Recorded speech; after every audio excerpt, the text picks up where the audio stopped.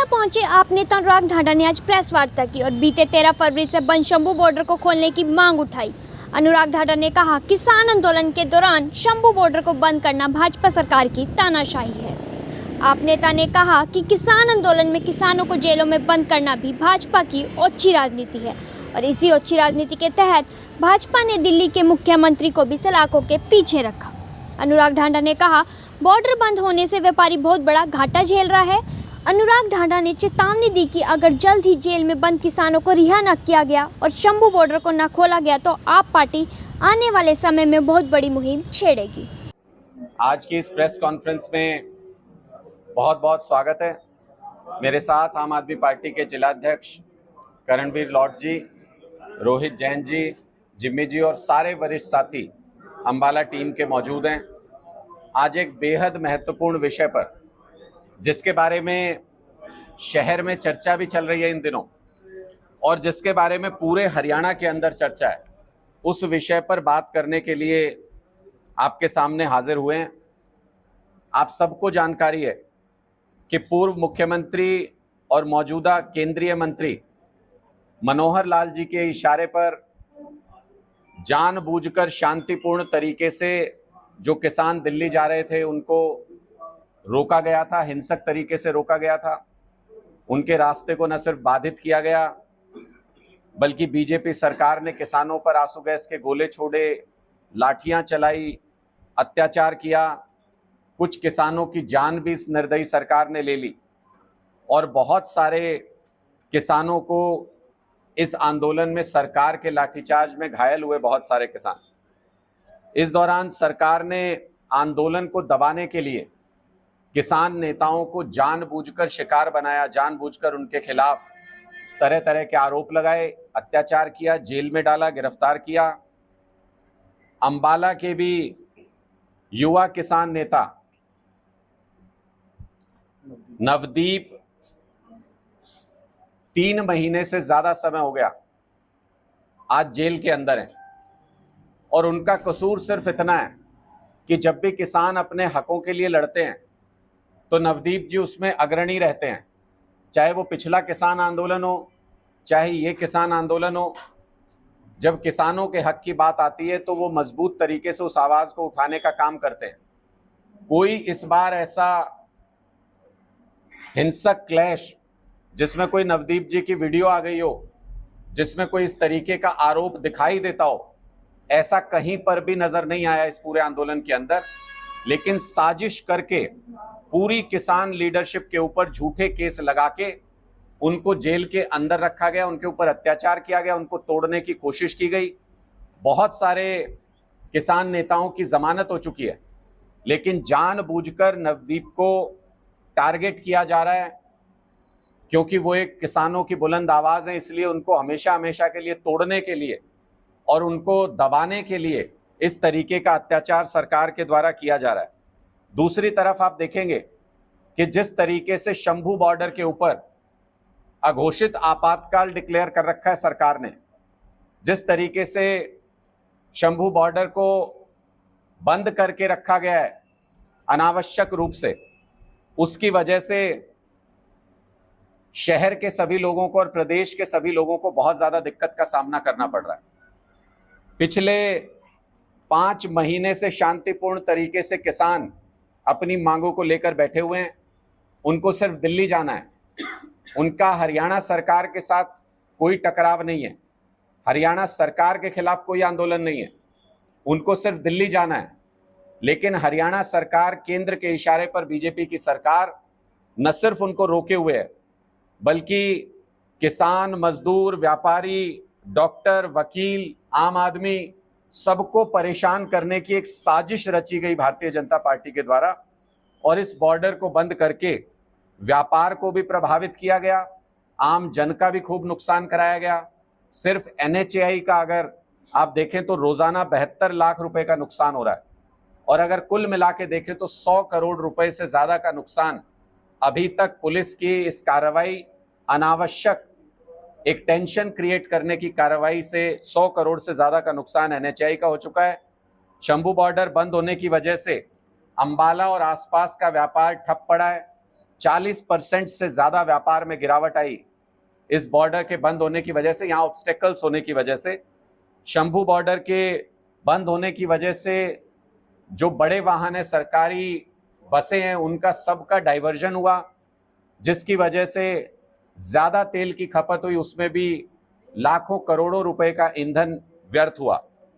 Border बंद होने से अस्पताल पहुंचने में भी पेशेंट्स को दिक्कत होती है, एम्बुलेंसेस को भी दिक्कत हुई आंदोलन के समय में भी, और उसके बाद भी डाइवर्जेंस की वजह से दिक्कत हुई।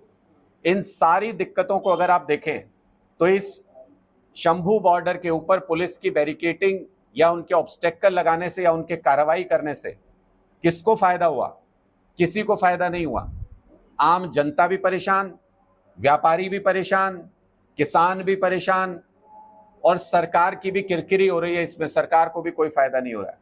तो इसलिए भारतीय जनता पार्टी की सरकार से हम स्पष्ट तौर पर यह कहना चाहते हैं, हम इसके भुक्तभोगी हैं, इसलिए इस बात को और अच्छे तरीके से समझते हैं। अरविंद केजरीवाल जी को भी राजनीतिक विरोधी होने के चलते राजनीतिक साजिश करके एक कैदी बना करके जेल के अंदर रखने की कोशिश की जा रही है। इसलिए हम इन भावनाओं को बहुत अच्छे से समझते हैं। आम आदमी पार्टी इस मुश्किल वक्त में नवदीप और सभी किसान नेताओं के साथ खड़ी है, उनके परिवारों के साथ हमारी सहानुभूति भी और समर्थन भी है। और साथ ही साथ हम व्यापारी वर्ग और तमाम उस आम जनता के साथ खड़े हैं जो शंभू बॉर्डर पर सरकार के द्वारा लगाए गए, अनावश्यक रूप से लगाए गए गतिरोध की वजह से परेशान है, जिनको नुकसान हो रहा है। हमारी भारतीय जनता पार्टी की सरकार से मांग है कि ये राजनीतिक द्वेष छोड़ करके किसान नेताओं को तुरंत जेल से बाहर निकाला जाना चाहिए।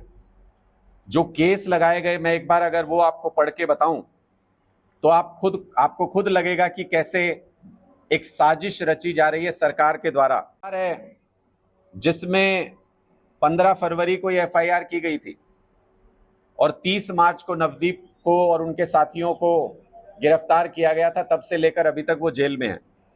धारा 147, 149, 186, 188, 307, 332, 353, 325 और पीडीपीपी से लेके एनएच एक्ट तक लगाए गए इनके ऊपर की रास्तों को बाधित किया गया। मतलब जो भी पुलिस को समझ में आई, जितनी धाराएं उनको पता थी, शायद सारी धाराएं इनके खिलाफ लगा दी। इसलिए नहीं कि ऐसा कोई मामला बनता है इनके खिलाफ, बल्कि इसलिए कि किसी भी तरीके से कोई भी बहाना बना के इनको जेल के अंदर रखा जा सके। उधर अरविंद केजरीवाल जी को जेल में रख के तोड़ने की कोशिश की जा रही है और इधर किसान नेताओं को जेल में रख करके तोड़ने की कोशिश की जा रही है। हम एक बार फिर ये स्पष्ट करना चाहते हैं, आम आदमी पार्टी क्रांतिकारियों की पार्टी है, ना केंद्र सरकार की एजेंसियों की तानाशाही के दम पर अरविंद केजरीवाल जी को तोड़ा जा सकता, और ना ही बंजर जमीन में से भी सोना पैदा कर देने की ताकत रखने वाले किसान को ये सरकार तोड़ सकती है। जितना लंबा ये इस राजनीतिक द्वेष को चलाएंगे, उतना ज्यादा नुकसान इनको आने वाले चुनाव में झेलना पड़ेगा। मैं सभी से अपील करता हूं, चाहे वो शहर के लोग हों, चाहे वो गांव के किसान हों, सभी को इस सरकार ने परेशान किया, भारतीय जनता पार्टी की सरकार ने। इनको इनका जवाब हमें आने वाले विधानसभा चुनाव में देना है। लोकसभा चुनाव में इनको हाफ पे पहुंचा दिया, विधानसभा चुनाव में सुपड़ा साफ भारतीय जनता पार्टी का हरियाणा से करना है।